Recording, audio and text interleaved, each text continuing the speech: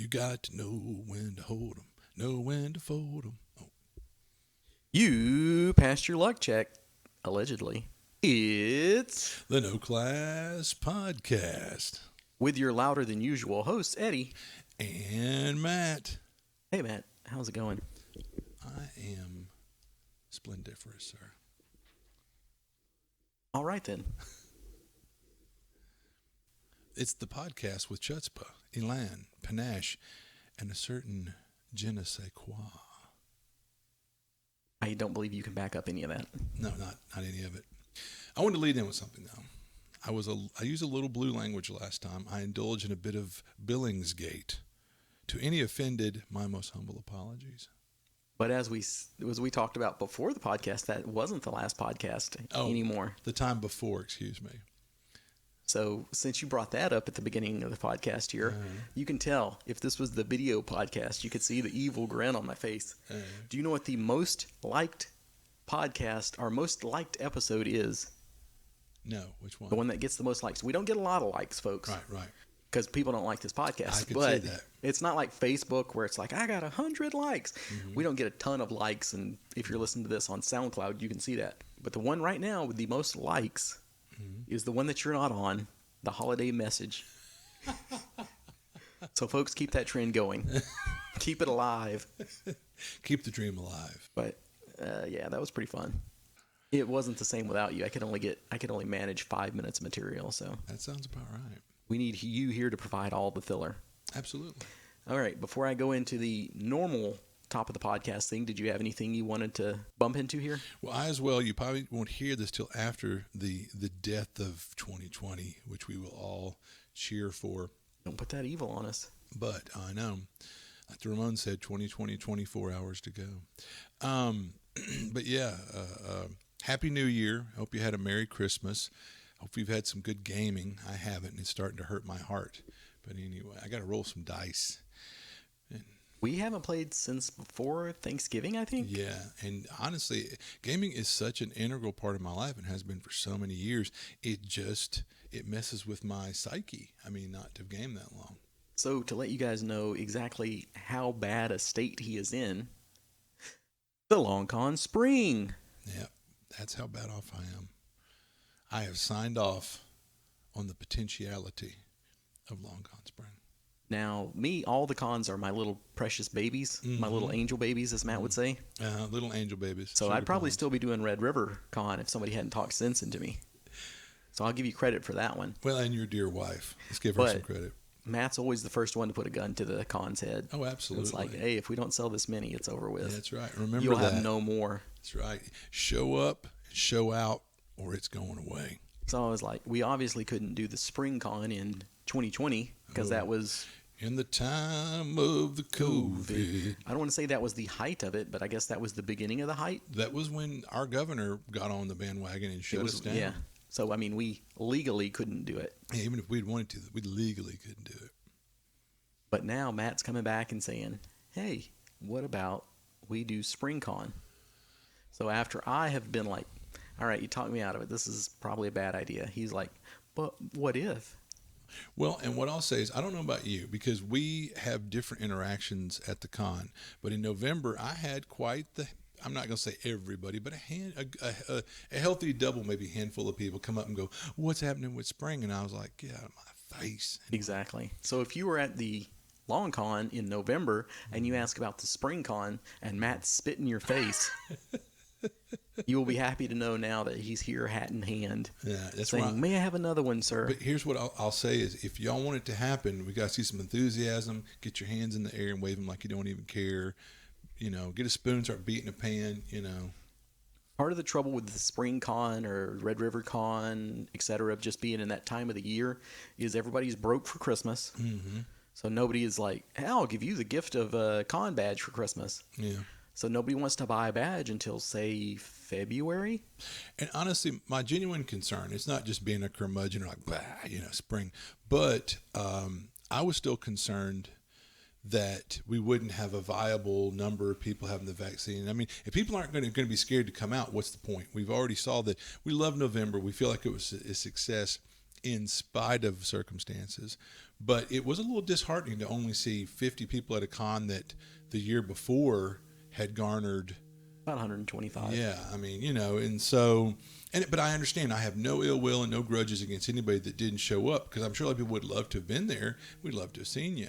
But it's once again, do we need to, do all the work involved with promoting and building the con? Yeah, do we? Yeah. So I'm not trying to, that's where I'm coming from. People go, why are you big meanie, don't want to do a spring con? That's why, I have my. He's a big meanie. I am a big meanie. I'm a big blue meanie. So you're announcing that there is a spring con? I'm saying that if I see a mandate, if I feel there's a genuine mandate from the people, and I'm a man of the people, a man of the people for the people. Mm-hmm. So how big does this mandate have to be? I don't know. You tell me, boss. 3,000 people. Easy. I could see that happening. In the Hilton. Yeah. How about 50 people? Yeah, we'll see. All right. We will see. But we've also got to do some wheeling and dealing with a hotel. Oh, absolutely. And see what we can work out. So maybe. And if so, end of April is what it's looking like. Probably the weekend of the 25th. Mm-hmm. So, yeah, definitely, like I said, if you hear this and you want a spring con, Kara Pigeon, Telegraph, Aunt Tilly, let us know. Make it clear. Make your voice heard, people. Make your vote count. All right. Before we go into our pop culture goodness, do you have anything else you want to bring up before we launch into it? Not that I can think of. All right. And there's your obligatory smack. Well, that's why I have to go in and do the edits. And that's why I love your editing there. It's great. I know. We have to do all the work on this podcast, and then we have to do all the work on this spring con that Matt just pops up. Tell you what, when I retire, whenever that is, yeah, I'll be dead before then. Oh, we haven't. I talked about this on the holiday podcast on the little holiday message. But do you want to say anything about your hiatus? Yeah, we're not big fans of Anchor, but we used it when we had to because we wanted to get the podcast out there for y'all. But I might be going out of town here for about 6 weeks. So during that time, maybe once again, let us know your input. Do you want to get on the struggle bus and us do Anchor? It's not the best quality, but it gets better than nothing. Or are you okay with a hiatus? Or maybe, it would be a cool time for you to have some guests on the podcast to, with a ringer. With offense to no one, there's only one suitable fill-in. There's only one other person that can sit in your chair. Oh, my. And that's also, I'll put it out there, there's only one other person that I'd let sit in my chair. Exactly. So that's our good buddy, Gary H. Yeah. But so he's the only one that can be trusted. If something happened with the con and we had to do the Council of 12 or something, that would be our 12 right there. Well, it's kind of like it was such a get for a con was Gary O, or GTO. Yeah. It was as the pimps and players call him. And so, but that's the other thing for our podcast, would be to get Gary H. That's a tough get. It is. It is. So we'll see. That may or may not be an option. We may not have any fill-in episodes. But even if we do, they won't be half as good without you here, Matt. I'm wiping away a single tear of gravy. So remember that one compliment. Everybody bookmark it on this. On this day. The one time we said something nice about Matt. As we watched 2020 go down in flames, there was a compliment. It's a dark hour and a dire time, Well, with 2020 going away, that don't mean 2021 is going to be fantastic. I'm trying to be optimistic. I'm trying to be realistic and not like, oh, it's all in the past now, because that's once you let your guard down, right. That's when it's like, surprise, it's Coronavirus 2, the sequel. Well, already there's a new strain. Ugh. All right, enough about that. Yeah, we've uplifted you now. So you got some books you want to talk about? Sadly, no. I really haven't had a chance to read because I've been working like a Turk lately. All right. Well, I mentioned this on the holiday podcast a little bit. Immortal Hulk, as always, is fantastic. Maestro 5 out of 5 wrapped up. So what I was saying on that one is there's such a contrast between those two because it's the Hulk, but it's in different continuities. So in Immortal Hulk, you have the Devil Hulk, who's he's not really the devil. He's not the most evil, but he's one of the most ferocious. But he's mentally there. He's not like Savage Hulk. And then in the Maestro that we remember from the 90s? Yeah. He was like kind of like the ultimate evolution of an evil Hulk. He had all the strength. I think he was supposed to be the strongest one, and he also had all of Banner's intellect. Wow. But in this newest one, he's kind of a little B. He's Really? definitely not the strongest Hulk. But he's the smartest Hulk. The Hulk gets beat up by Hercules several times, Wow. and it's not even close. He toys with him. So that one's interesting, but yeah, it's like here he's really strong and cunning, and in the other one he's just he's pretty much a typical villain. He's not that strong, but he's kind of smart, but he kind of gets beat at every turn. It's dumb luck that he ends up winning. Wow. So it's not the maestro that we remember either. Right. I was also reading The Unworthy Thor, Oh my. which is pretty interesting. So we won't go into the deep politics of this, but as you remember, there was a time when Jane Foster became Thor, the female Thor, and I'm not even up on the current comics. She may or may not still be. But the Thor of that timeline, he learned a secret that made him unworthy. It wasn't his own actions. It was just kind of like, it'll be lame if I say he didn't believe in himself, because I don't want to give away the spoiler of what makes him unworthy, but he learns a truth or something like that, and he doesn't have the same faith. That's a good word. Yeah.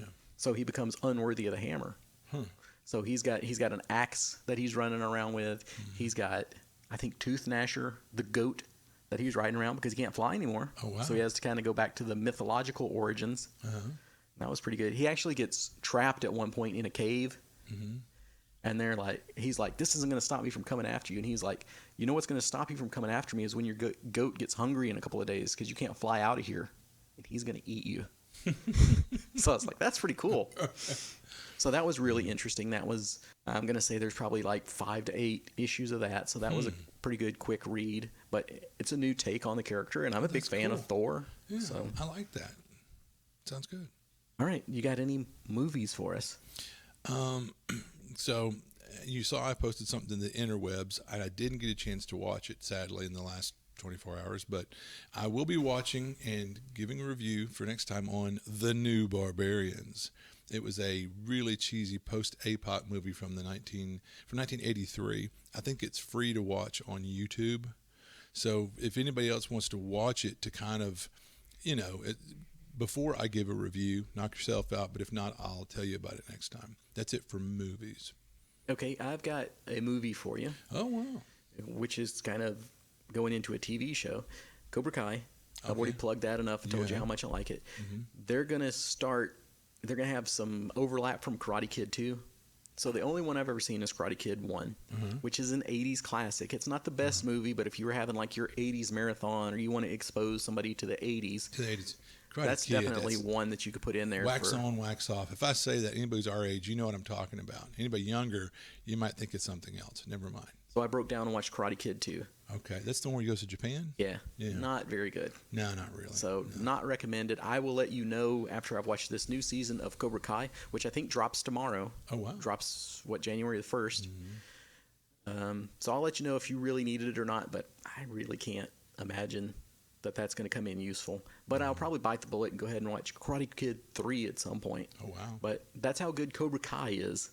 That I'm going back and watching these. Well, so we're still kind of on shows now? You got no movies, so go to TV shows. Yep. Yeah. So I finally broke down, bit the bullet, and I watched The Mandalorian. There's so much enthusiasm in the nerdosphere, and I could tell it's not your usual drooling fanboys. And so it's worthy. It's good. I enjoyed it thoroughly. Now, if y'all could see him, folks, like I said, this was a YouTube thing. I'm getting the I'm most. sucking on lemons. He's just giving me the most, like he's disgusted with me. Now, I know where it's probably coming from because you and I both think in agreement the last 3 movies were the worst thing ever. I have pretty much wiped my hands of the franchise. Yeah, because of the last 3 and maybe even the previous 3. Yeah. And so, and you know what? I don't fault you for that because, and let me first say this.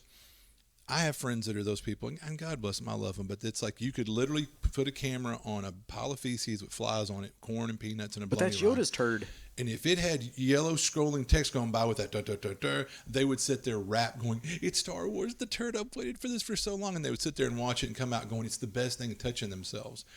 I'm not one of those people. I appreciate the movies. It was wonderful as a child. The first three, I look back with very fond memories. But I'm not that, like, people go, oh, you're a nerd. You got to love Star Wars. No, I like Star Wars. I appreciate what George Lucas did and then really despise what he did later. But ultimately, that being said, so I'm not that guy. The Mandalorian. It's like, what's his name? Oh, gosh, he looks like a potato with curly hair. John Favreau, whatever. Yeah, never been a really big fan of him. I've got a lot of respect for him now because he spearheaded this. Well, he did Iron Man. Yeah, but whatever. Anyway. Oh, all right. I always think Iron Man is kind of overrated. But anyway, Pooping on fandoms here. Yeah. Well, sorry, folks. I appreciate Iron Man, but I think it's a little overrated. So all that being said, like I said, though, Mandalorian, it was good. In the both seasons, I devoured them. Star Wars can pull me back in once in a while.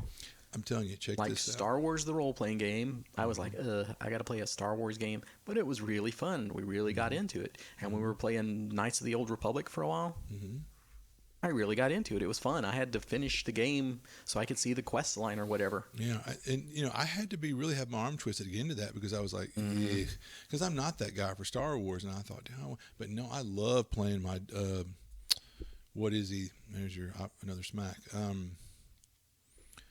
You were some kind of Sith. Yeah, I was like a Sith Lord. But I can't remember the exact. Yeah, but I love my storyline. I corrupted a Jedi. That was cool. She was this young waif, just learning her way, and I basically turned her to the dark side. I was like, whoa.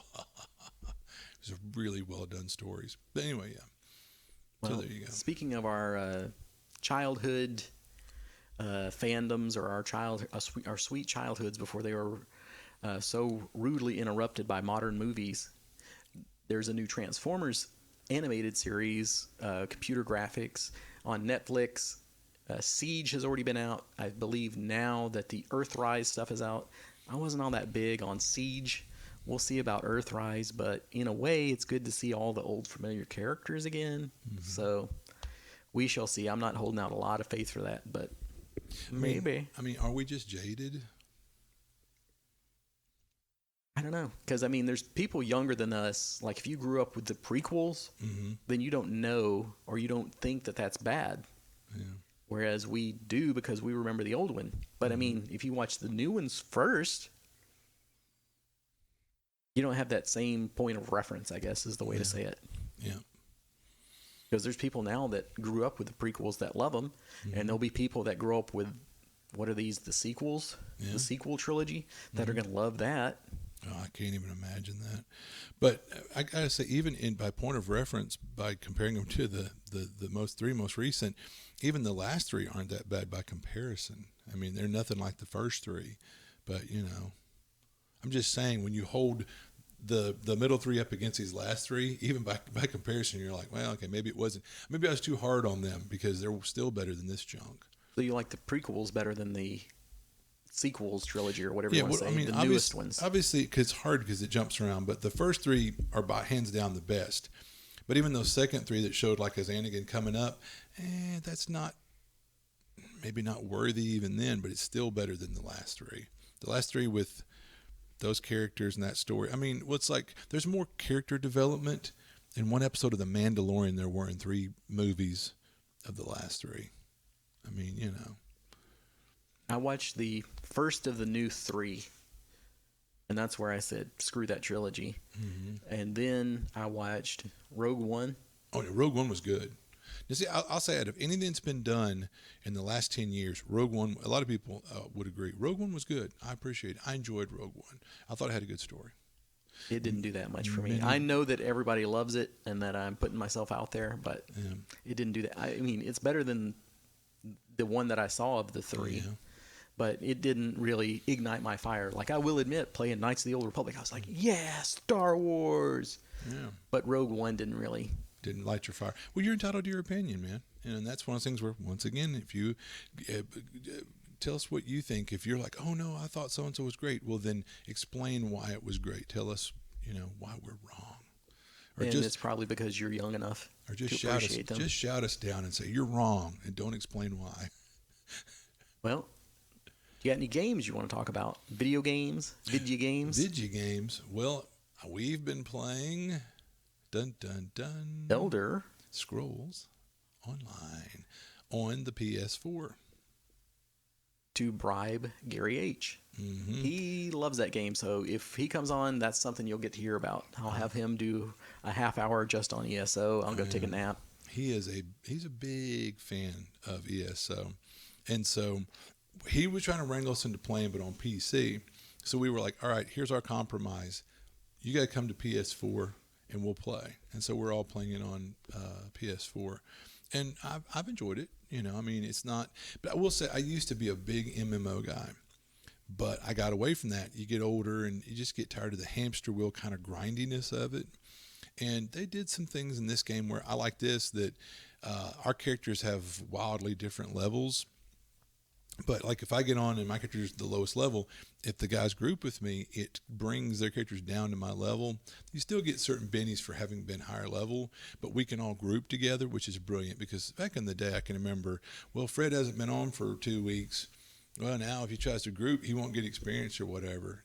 That's not fun. I mean, why did it take this long for someone to figure that out? So props to ESO for that. There's a few other things they did right, but overall, it's still an MMO. So if there's things you like about MMOs, you probably like it. If you're not a big fan of MMOs, you probably won't. Yeah. So one thing that I like about the ESO is exploring. Yeah. But I'm an exploring kind of guy. If you put the map out there and you put some mysterious symbol on it, I'll go over there and check it out. Mm-hmm. So I like doing that. I like filling up the map. I loved doing that in The Witcher 3. Mm-hmm. But as an MMO, one thing is, since they're both Bethesda properties, but done by different developers or whatever you want to say, subcontractors, yeah, is you have our Fallout 76, which was a huge flop for the general public, and I'm assuming ESO was maybe not a hit. Is it classified as a hit? It wasn't a flop, I don't think. No, it wasn't a flop. But maybe, like, it did okay, reception-wise, sales-wise. Does Fallout 76 feel like an MMO? No, and that's one thing I like about it. Yeah. They limited the number of people on a server because it's supposed to be the post-apocalypse. There shouldn't be people running around you. I mean, there's that sparse feeling of like, oh, you're one of the lone survivors or something. So they limited the number of people available on a server. They used the classic lockpicking thing that's been in every, Fallout game, and also in all the Elder Scrolls games. Which for ESO they did change the lockpicking mechanic, and I heard you're a big fan of that. I've mastered it now. Oh my! I picked a master level chest. I've got the dynamic now, but I still like the other system better. ESO doesn't hold your hand. No, it doesn't. But then a lot of games don't. That's not a dig. That's something we were talking about earlier. No Man's Sky, you are literally thrown into a survival situation with no guidance, no tutorial, and so you die and you die and you die and you delete the game. And then you come back a month later and go, well, I paid good money for this. Let me try it again. Let me go look at the internet. Let me watch a video. What an age we live in. What a time to be alive. ESO, you take the good, you take the bad. Yeah. You take them both, and there you have. Mm-hmm. But it is double XP weekend or double XP holiday break. So we're really trying to get up there. Gary wants to do the high-end content. So that's kind of all this is a mad rush to get to max level so that we can do that content that he wants to do. And that's the thing is, I mean, that's the shining thing about MMOs should be grouping and you doing others. Because anymore, playing an MMO by yourself, why not just go play a single-player game? Yeah. So I look forward to us, grouping and doing dungeons stuff together. Wouldn't that be nice? I talked about this one on the holiday break, but I haven't got to mention it to you. I don't think. Griftlands on Steam on the PC. No. It is a deck building game.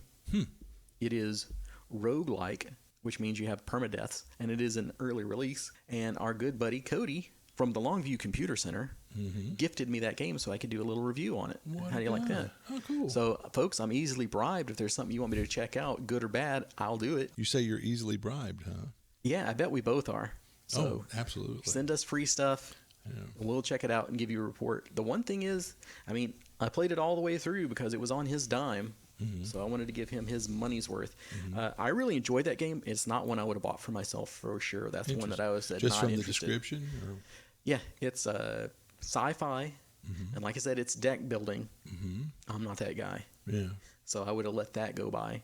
One of the really cool things about it, though, is it has a combat system, and it has a negotiation system that are kind of the same. You're still playing the cards, and even if you're fighting, it's like, if this is a combat, I'm playing my cards to take down your armor and your health. And if we're having a negotiation, I'm playing it to take down your resolve and your composure. Interesting. So that's really cool. And a lot of times you could decide, do you want to fight this guy, or do you want to try and talk him out of it? And I was saying with my characters, a lot of times I was playing a sweet talker. Till I got to the last guy, Smith, who is like a rich kid, but he's the flop of the family. He's the failure. He's the black sheep. He's the one that's always drunk and partying. And it's like, he's the Paris Hilton of the, where it's like, I can party around the world and do whatever I want because my family will buy me out of it. So eventually his family is like, you're done, son. So he's just a thug on the streets. And so with him, I was like, he does seem like the guy that would just be like, I'm gonna have a couple of drinks and punch you in the face. So that was a pretty fun game. It's relatively short, probably because of the early access. It's not done, because there was a few times I could log in and there'd be a new feature. So that's really cool. I'll have to keep up with that. So is that a thing, like a lot of companies are doing, a paid early access? That's another thing that I don't typically do. If it ain't done, because I understand, I accept that games still have bugs when they are supposed to be their full release or whatever, but I'm usually not the guy for an early access or a beta. But I think in some cases it's getting funds so that they can keep doing the improvements. It's like, you can play it now, and then... Yeah.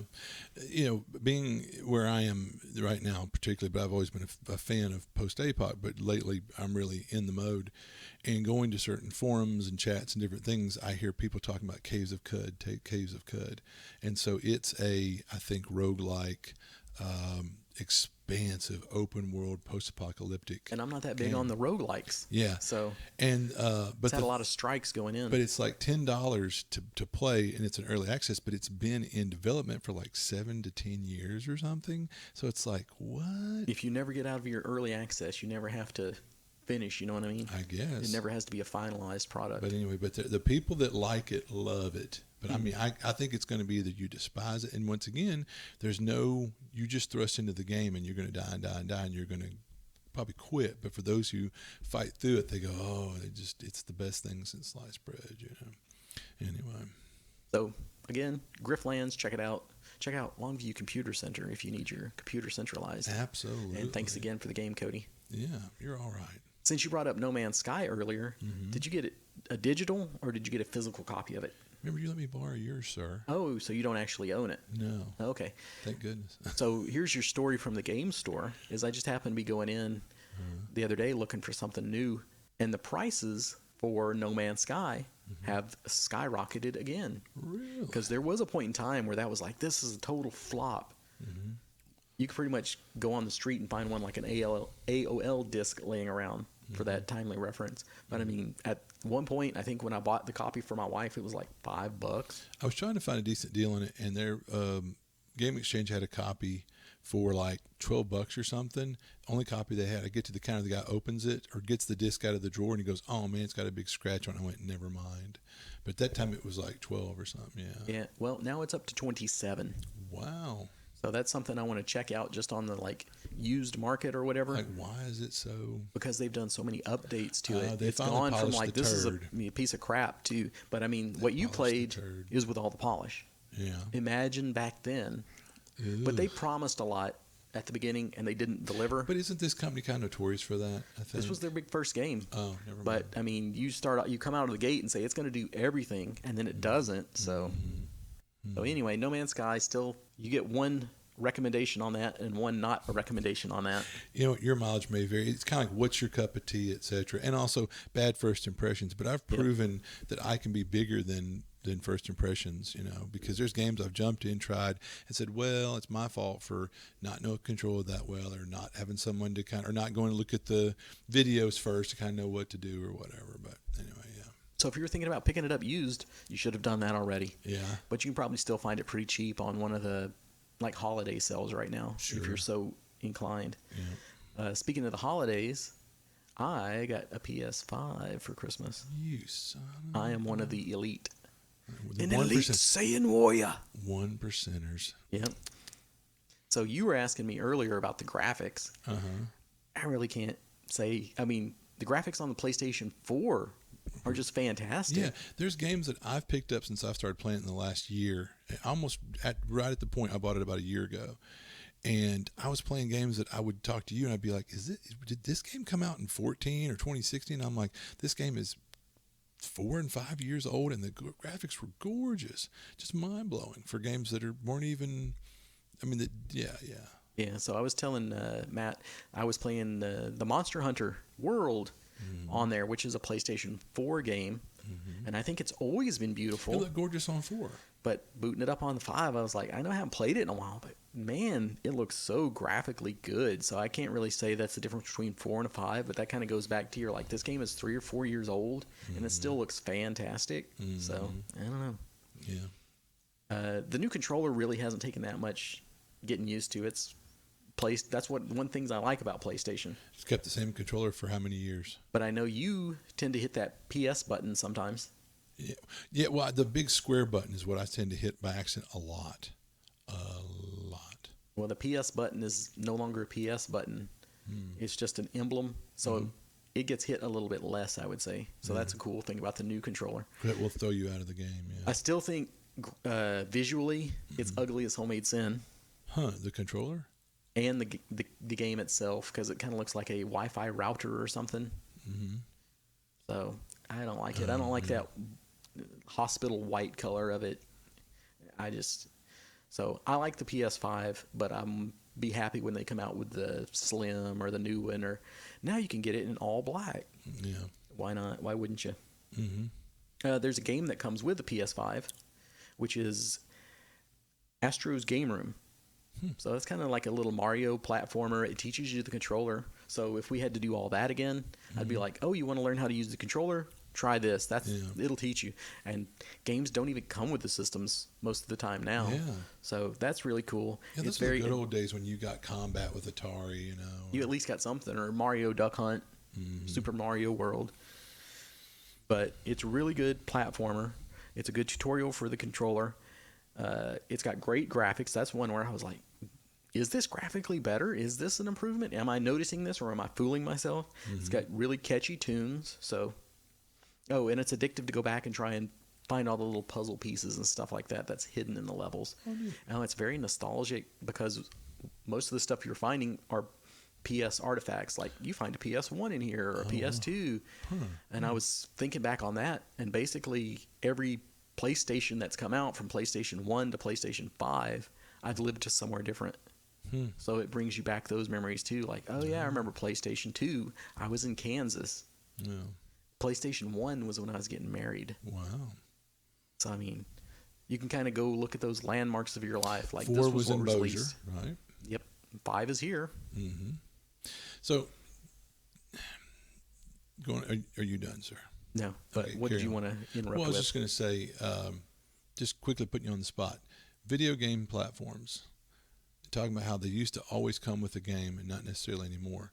What's your favorite or best game that ever came with a platform? And this could be Soul Calibur that came with. Yes. You know this. I don't. I know this? You don't? I thought that came with the Dreamcast or whatever it was called. Maybe, but I didn't buy a Dreamcast when it was released. Oh, okay. But I'm just saying. So, and go. Super Mario Duck Hunt? That came with the gun, right? No, that came with the console. I thought just Super Mario Brothers came with the. If you bought I think the original console, and that had the zapper in it. Oh, okay. So that was to, give you something to play for the console, and the console with the zapper. Oh wow. So that's your one. That's the one off the cuff, just because I can't go like, oh, this system came with this and this system came with that, because you had the first one, like you said, you got Atari coming with Combat. Combat's a good game, but I'll take Super Mario Brothers. Yeah. And then you have Super Nintendo, which came with Super Mario World. Yeah. And then which system comes after that? Is that the N64? Yeah. I think maybe the N64 came with Mario 64, in which case I'll maybe switch to that. But I can't remember if that was getting to the time where they stopped giving you games. Sounds like this might be something to come back to revisit for the next podcast. Because you've got your homework now. Yeah, when did they stop including a game? Yeah. Probably further back than you think. Yeah. Because I want to think, did Final Fantasy come with? No. Okay. And then there are different packets. Like you might have gotten a Super Nintendo, I think Super Nintendo, with Super Mario World, or you might have got it with, what's that one fighting game, Primal Rage, Wow. something like that, which was towards the end of the line. I'm trying to think if that's even the right one. And did a game come with Wii? Yeah, it did. The one that had boxing and all that and bowling. Yeah, Wii Sports. Wii Sports, which was a lot of fun. I boxed and bowled all the time. All right. Which one of those did you like the best? The Wii Sports? Oh, I love Wii Sports. In fact, the other Wii Sports that came out, like Island Sports or whatever, man, that's the best money I ever spent other than Neverwinter Nights. I mean, I played, because there were so many games and sub-games in that, man, for months, I would come home from work and I'm doing archery. Oh, I'll go play golf. I'll, throw the discus. I'll do the bike race. I'll do the thing where you're bopper fighting or whatever. Oh, I mean, yeah, that was, anyway, yeah, a lot of fun. I missed the Wii. The Wii was a lot of fun. You'd have got the Wii U. It was even more fun. Yeah, because I love the Star Wars game, because with the controllers, you got to sword fight. I mean, that was neat. You got to play as a number of interesting characters. You unlock like Darth Vader and Luke Skywalker and all that as playables. It was a fun one. All right, what are we up to, sir? Something PlayStation. We talked. This is going to be a short one. I think we lied. Yeah. Well, let's see how much you have to talk about the actual topic at hand. Okay. But before we get to that, we did have a little bit of feedback on our last episode. Hooray! Oh, and before I get to that, did you want to promote the Dare Luck Club on Facebook? I absolutely do. Yeah. So that's our good buddy Luau Lou and his product, and it's sort of reminiscent of the Stranger Things. The kids think of it, where the kids are facing off against evil or whatever. And, let's face it, there's a lot of fun with movies like the first part of It or Stranger Things, whatever. So, yeah, I mean, I think he's struck on something. It's brilliant. I can't wait to play it at NTRPG. So I think he might have a week left on the Kickstarter. Could be 2, but I'm going to say it's a week. So if that's something you want to jump on, go check it out right now. Yeah. They can still use your help to push it over the top. Lou's a great guy. And Lou's a great guy. Throw him a buck. Promote independent game houses. I'm a big believer in, support your local business, support the little guy, the indie houses, indie producers. Sure. Yeah. And he's one of the people that gives us a lot of good feedback. Oh, yeah. So our feedback on the last episode, episode, which was talking about, Dungeons and Drama. Dungeons and Dramas. Most of it was positive and boiled down to how do you get the most out of a session 0? How do you deal with bored players? Like people that are like, I charge in because the party is making a strategy. So instead of, I'm bored, I'm going to run in. Or I eat everything inside. I set up all the monkey traps because I'm bored. So those were some of the ones where people were looking for our input. We've already discussed these topics. Well, then apparently we didn't discuss session 0 well enough. Oh, wow, really? Not that we should start a whole another 2 hours worth. So let me try to be concise. I mean, with the session 0, you as the game master need to lay out, like, here's my idea for a campaign, and here's what I'm kind of looking at. So, like, try to be like a quick example. Like, all right, we're going to play a fantasy game. I want to do something where it's going to be collaborative, and it's going to be where nobody at the table knows what's going to happen next. And so right there, if your players hear that, a guy might go, oh, I don't feel comfortable with that, or I don't like the idea of that. This is your chance to sound off before we're 2 or 3 sessions in, that guy drifts away. You're like, what happened to Jimbo or whatever? Well, it wasn't his cup of tea. Well, why didn't he speak up? Speak up in session 0. But if you as the game master don't lay out, like, what your overall plan or your goal, or like, I want to do a big story arc, or I want to do a sandbox. Let me explain so you understand what sandbox means, so that the players understand what you intend to do and what your goals are as a game master. So this is their chance to go, can we do this and not that, or I'm not really comfortable with that, or that doesn't really float my boat. Then again, you as the player, this is your chance to go, hey, I want to play a swashbuckler or whatever. And the GM goes, this isn't a nautical type. This doesn't really fit this campaign. I'm sorry, but I appreciate that you've got this cool idea for a character, but that might not fit this campaign. So again, you as the player, it behooves you to let the game master know what, or yeah, and or you as the player try to fit something that's going to work with the rest of the party. Or if you're going to do something edgy, this is your chance to go, guys, here's what I want to do. Let me explain. I want some character development. He'll start a little jerky, but there'll be character development, blah, blah, blah. But it's a chance to air all this stuff so everybody's on the same page so there's not conflicts later. These are ways to avoid conflicts. Yeah. Okay. And I would say, to add in on what you said about a player, as a player, you may hear this layout, and I've done this before. Somebody has pitched their idea to me, and I was like, that sounds fun for somebody else. It's not my cup of tea. Yeah. I'll catch you guys down the road. And then that can be sometime you have to take a break, which is our topic of the week. What a wonderful segue. All right. So, running a game can be hard and entails a responsibility. It does. Yeah. While players sometimes consider participation optional, without a game master, there is no game. And that's why I've always said I appreciate the people that come to our con, every single person, but I always appreciate the game masters. Because if 50 people show up to a con and no one's running games, it ain't a con. Anyway, even if it's just reading an adventure module, the GM has prep to do, but read the damn module. The GM doesn't have the option to forget about the game until the game night and just show up with their character and dice like players can. Life stressors can bleed over. After all, we're only human. This can lead to burnout. Dun dun dun. All right. So I'll stop there. Okay. So one of the reasons why you would want to step away from the game as a game master, or even as a player, burnout, or finding out that maybe you had some misconceptions, or if you didn't have a good session 0, you didn't know what kind of game it was going to be. Like we said, there's reasons for realizing you should step away. But I thought one thing I would talk about is like game master player burnout, because let's talk. Talk about, well, if you're going to step away, well, why are you stepping away? So I was like, let's address that. That was my thought process. Okay. All right. Quite the interesting thought. Okay. Carry on. All right.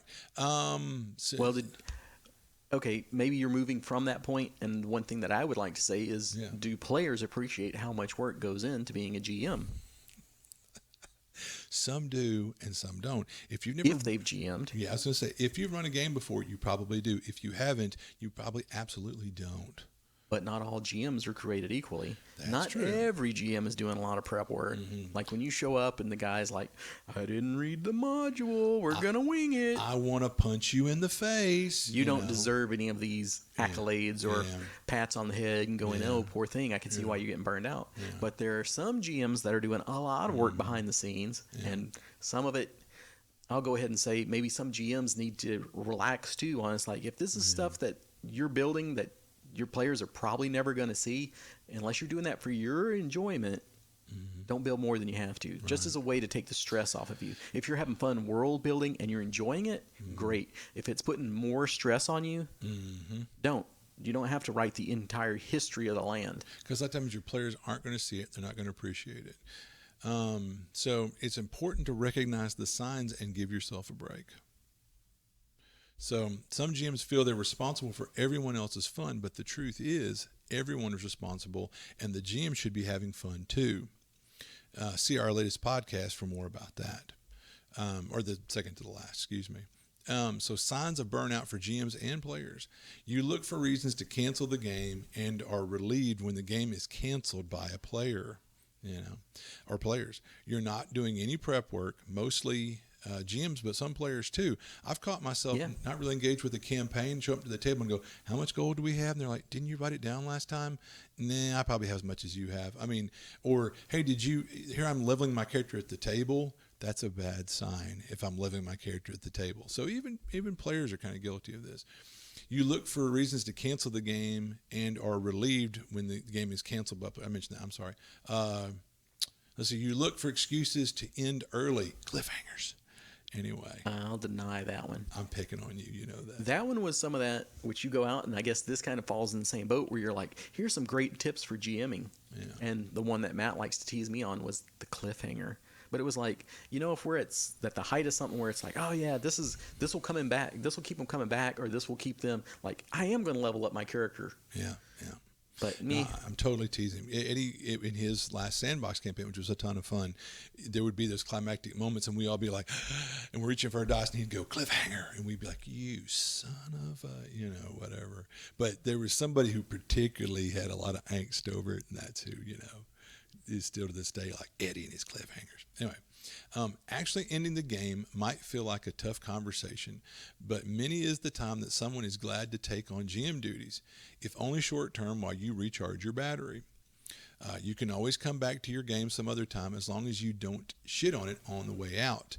Blue, blue, blue. Yeah, I know. But my reference, but I really want to use that word there. My reference will be there's an old buddy of mine that would run a great game, but I don't know what it was in his psychological makeup that he just wasn't able to do that. Like, go, hey guys, this has been a lot of fun, but I'm really getting burned out. Let's take a break. What he would do is he would just blow it up. He would blow it up. He would decimate things, 3 ancient red dragons, just totally torpedo the thing. And so the sad fact was you could never even come back now. I mean, while we're doing our picking, that's how our Scales of War ended. Well, that's how you know the GM's done with you when he pulls out the deck of many things. We were all done at that point, but I was the one that put the pin in it, with the deck of many. And you're the one that you drove the final nail. Oh sure, absolutely. But I thought that we were you killed that vampire. We were all standing over the coffin with a stake in our hand. I just had the hammer, and the hammer is the deck of many things. It should not be up to you to provide a game if doing so is causing you that much stress, if it's disruptive to your life or it's stressful. I've had life stressors bleed over to my games more than once in the nearly 40 years of gaming. Wow.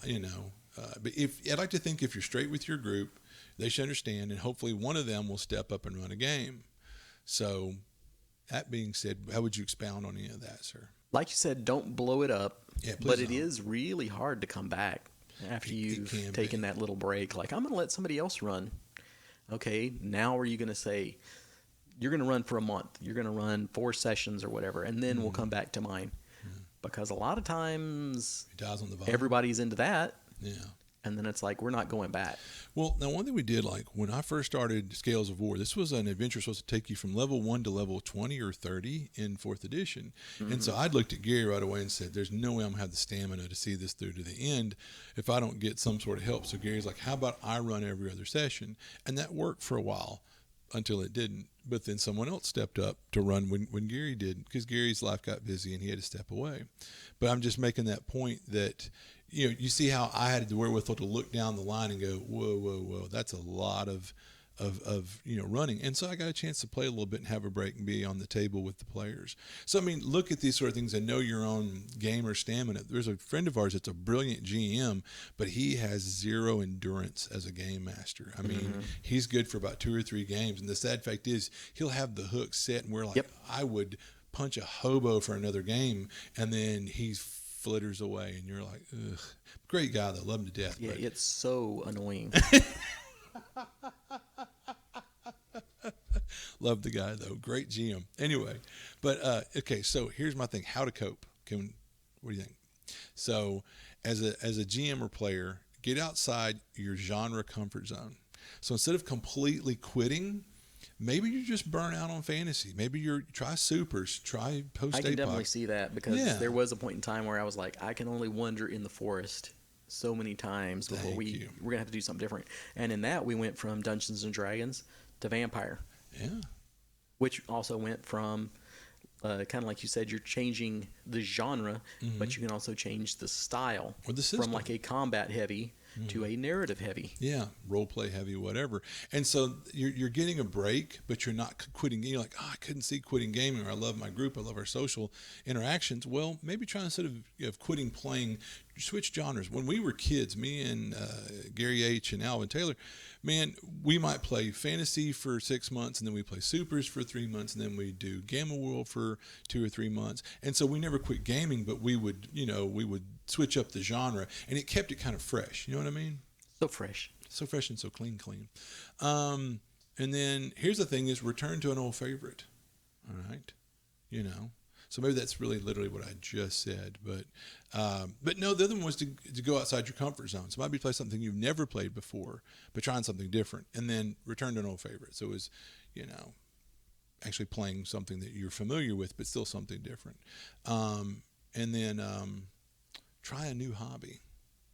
And that might be the thing to where, like when I quit RPing for a while, I went back to tabletop, you know, for a while and had fun with that. So, you know, again, you could still have some social interaction with your buds that you game with, but in a different way. Play board games for a while. Let's say let's all agree we're going to give RP a break for a little while, but let's you know, hey Jim, don't you have some cool board game we've been talking about playing? Hey, bring that. We'll try that out. So you can still get that social interaction, but maybe not RP or whatever. So there's ways to cope with it, and sometimes you just need to step away.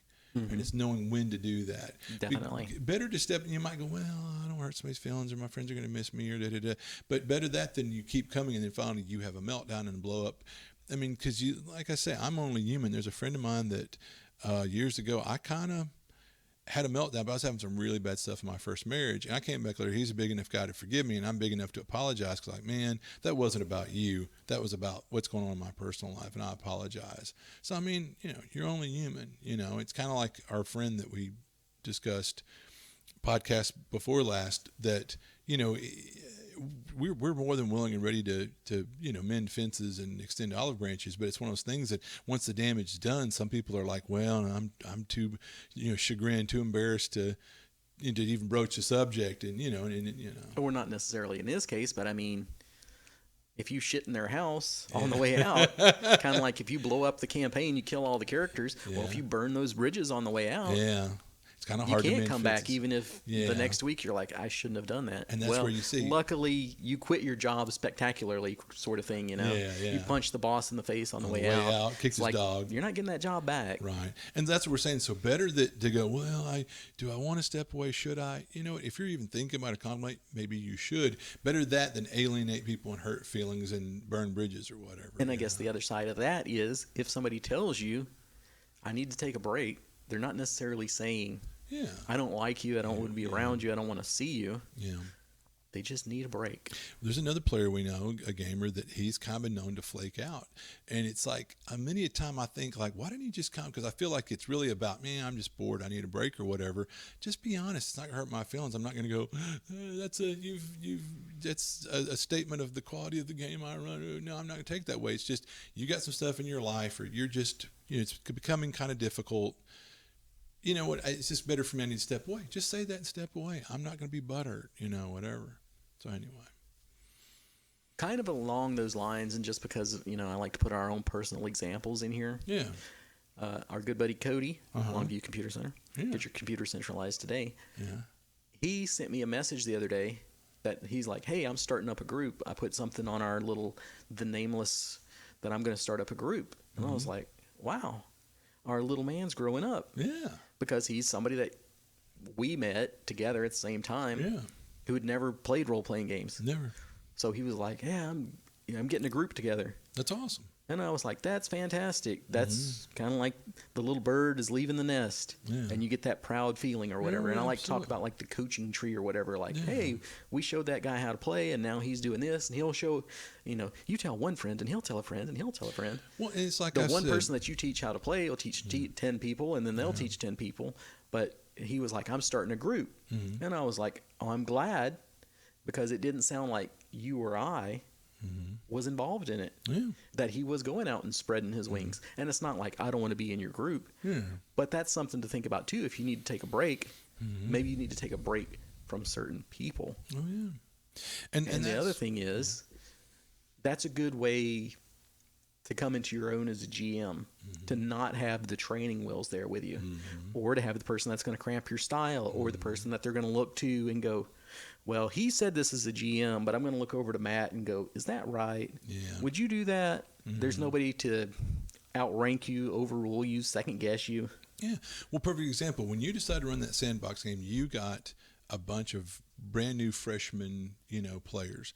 And at one point I was a little like, well, why am I not involved? And you were like, dude, I'd love to have you, but let's face it, you would step up, A-type, take the reins, tell these guys, sit down, shut up, do your job. This is it, zip, zip, zip. And he said, I want those guys to have that new freshman experience without that guiding hand. I want them to do all the stupid crap we did and have all the stumbles and watch them grow as players, and see that epiphany, that light come on. So if you're there, that's not going to happen. And I went, oh, okay, I'm not butthurt now. And I'm like, that makes total sense, Of course, it was crap. He really didn't want me there, but, Anyway. But at least I'm a good liar. Exactly, an excellent liar. But it was true. Yeah. But the problem with that was they didn't grow. I didn't say I was waiting for you to say what you said. He was like, they're not growing. They're still doing the same monkey trap, stupid crap. And I'm like, But eventually, I think you would have come into it. So that would have been the thing, too. Like, okay, let them start out for like 6 months. And then once they've got their group dynamic established and that sort of thing. Mm-hmm. Like at one point, he was like, hey, maybe you should come in so you can grab them by the nose and start leading them, But I'll give you an example. Is when we did that again, Cody was in the group. And Cody was the junior man in the group. Yeah, he was a relative novice role player. But he was the party leader. Yeah, that was fun. At one point, you were like, all right, who's going to be the caller? Who's going to be essentially the leader? And me and John, who were the old seasoned gamers, were like, you know what? We don't want to rob him of that or go, well, of course, it's one of us. We just sat on our hands, kept our mouth shut, and Eddie's looking at us like, really? So the little novice player goes, I guess I'm the leader. And man, hilarity ensued. But he was actually... Yeah. Not to correct you, sir, but he was the leader of the party in game as well. He was the lieutenant. Right. And you guys were more of the seasoned hands, like the old sergeants. The old sergeants, yeah. So that lieutenant might have got shot in the woods somewhere. We don't know. But that's another thing that I would say to consider with new players, too, and putting them into the group. Well, and I'll tell anybody, there's so many people that have trepidation about coming into this hobby, and because in spite of, I'm not saying it's a commonality amongst nerds, but there are a number of those nerds that are the kind of shut-ins or nervous around new people, or they're so worried or self-conscious they're going to be ridiculed. And, and I don't see that happen. I've never seen that happen. Most people are tickled to have new blood in the hobby. But that being said, definitely kid gloves and try to, take them under your wing and be patient with new players and definitely new game masters, because everybody had to learn sometime. And I'm just tickled someone has the testicular fortitude to step up and run. Yeah. So kind of like I was talking about with Cody there was I've said, we play basically twice a month. Mm-hmm. We play on certain Thursdays. Well, the off Thursday, why not form your own group? Mm-hmm. So I thought that's what he was doing instead of when it was like, well, you've finally done something without me and Matt. It's not me and Matt don't want to be in it. It's that you're taking off and spreading your wings and kind of got tired of us dragging our butts, I think, too. Yeah. Well, and it's like recently when I'd said, I might run something on the off Thursdays, but here's the deal. If I'm going to run it, if you want to be in it, I'm putting it on you to do the work of getting the table together. And I think maybe me pushing him to like, you need to build the table, maybe made him realize, what, I can do this myself, Because that was me back in the day when I was playing in the club in Shreveport Bossier. One day, me and one of the organizers kind of butted heads, and I said, dude, I'm not like these kids that show up with dice in one hand, character in the other, waiting for you to run them a game. I can take my toys and go home. I can make my own game. I don't have to put up with poo-poo. And the light came on because he realized, oh shit, he's right. In fact, I had the email list of every player in that club. I could poach some of his best gamers, pull them away, and have my own little club or whatever. So I'm like, no, sir. Don't step up to me. And so we were good friends, and that worked out okay. But yeah, it's great when you're not someone who's dependent. You can, I'll make my own game. I'll make my own planet with hookers and casinos and blackjack. Yeah. So, But you can take a break from your group as well. Like, I want to keep playing role-playing games, but I don't want to play them with you. Yeah. Or you can go like, hey, we only played this much, so I'm going to start another group. Don't be offended if I'm not like, it's all the exact same people again. Exactly. It doesn't mean that I don't like you. Well, it means that I'm trying to do a new dynamic, and that's a good way for you to learn new tricks. Yeah. I've talked about the years going to cons. Back when I was in Living Greyhawk, I would go away to cons, and it was a lot of fun because it's the smorgasbord of just all these games. But for two is, I like to play casters, and I would watch other casters as a game master or player at the table. A guy would use a spell, and I'd go, whoa, can you do that? And then I'd look at the game master who might be triad. They're the most knowledgeable people, and they'd be like, well, that's a perfectly legal use of that spell, Matt. And I'd be like, wow, yeah, I learned a new trick. Or you would just see people do neat things like, oh, that's a brilliant strategy. I've never thought about those things used that way together. So it's a great chance to learn new things or meet new gamers. When you went off doing those meetups for a while at the game store, you met Mark.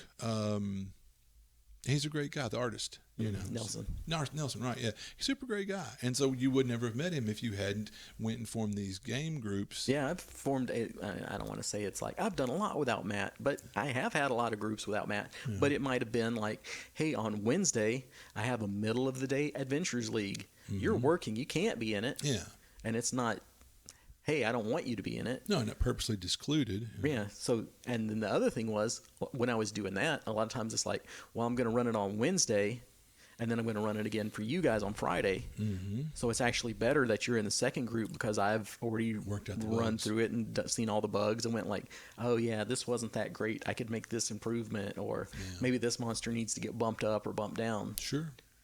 But that's also some advice to you to play with other people. Mm-hmm. Fresh mix blood. it up. Yeah. Take a break from, whoever, whatever. Yeah.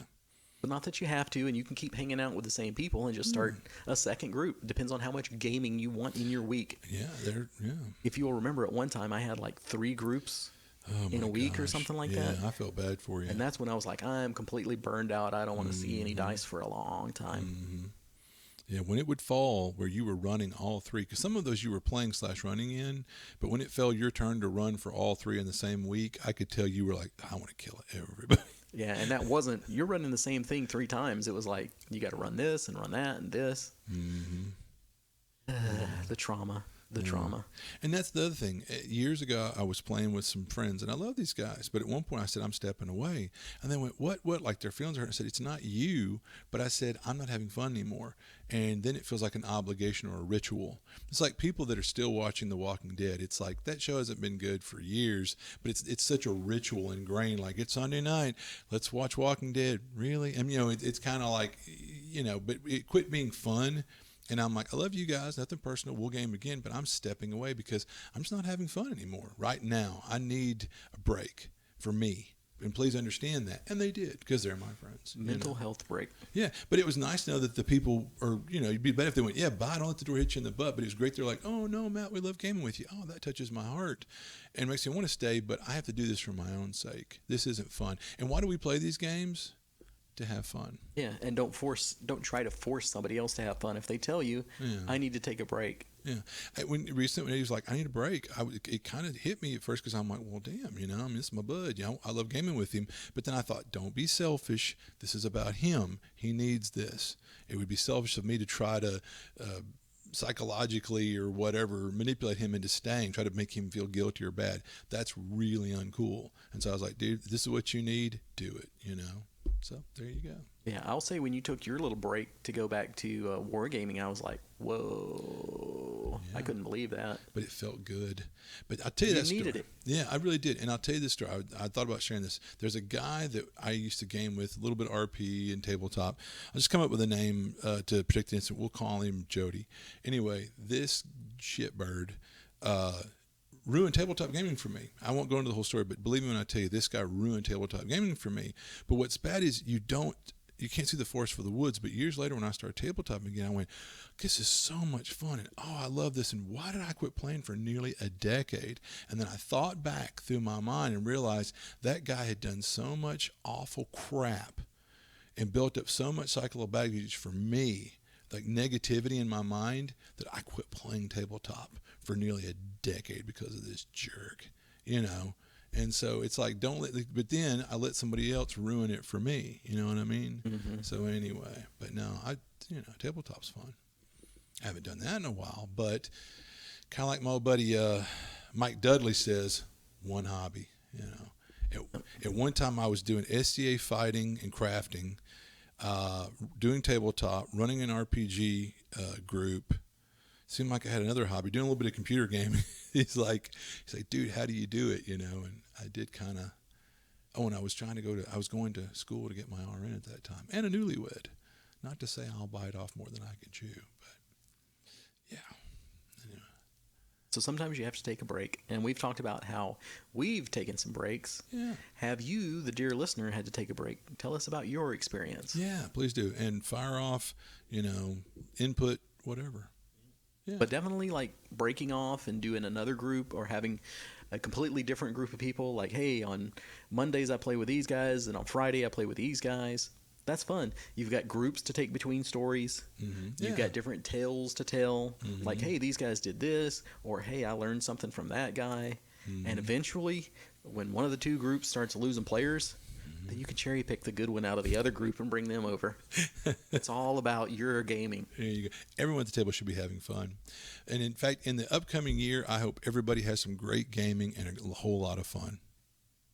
Yeah, hopefully in the new year, we will be able to start playing face-to-face again. Not that we don't love virtual gaming, but Face-to-face, amen. this has really put a damper on things. So hopefully 2021, we can come roaring back in full action. I've got my Barbarians of the Ruined Earth that you noticed earlier. Ooh la la. That I want to start running some of that over in Tyler. I'll be there if I can. I hope I can. You will not be invited. This is like we talked about. jerk. You need to take a break. This is why I don't like you. All right. Do you feel all out of hit points? I'm at negative hit points. I'm bleeding out. All right. I won't do anything about that. We will watch and wait, dear listener. We will catch you next time, whenever that is. Yeah.